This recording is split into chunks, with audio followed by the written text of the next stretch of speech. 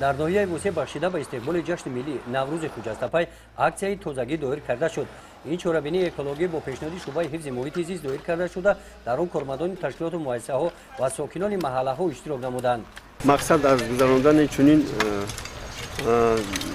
معرکه‌های دستجمعانه اولا در داشتن معرفت اکولوژی اهالی و شمول این با مقصد تازه و آزاده نگاه داشتن محیط زیست و محله ها چنین عکس‌ها منتظم هر روزهای شنبه گذرانده می‌شود. توسط این چهارمین شفت راه پیاده‌گرد نزد بینای شعبه معارف ناحیه گل شنانده شده. دیوارهای جویباری آبرو سفید کرده شدند. هنرآموزان لیسه کسبی تکنیکی ناحیه با تازه کردن پرتوها بخی نیال‌های شفت راه نقلیاتی محله به نام عبدولی میرزایی را در شهرک البوک ملایم کردند. در محله به نام میرزا بابای فهم اشرچون بخی نیال‌ها را ملایم کردند. در محله به نام اسماعیل سامانی با مهنت کارمندان درختان سفید کرده شدند. با تشبوس ساکنان محله سلطان کبیر و محله به نام ناصر خسرو باشد اطراف درختان با درازی 1000 متر از علف‌های بیگانه تازه کرده شدند. ساکنان محله به نام عمر خیام در تازه نمودن ساحل دریای یاقسو سهم مناسب گذاشتند.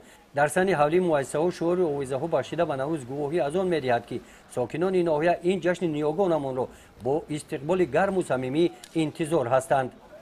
گزارش خواجه نظری خدای نظر ظهوروف از ناحیه واسه برای برنامه اطلاعاتی نوید.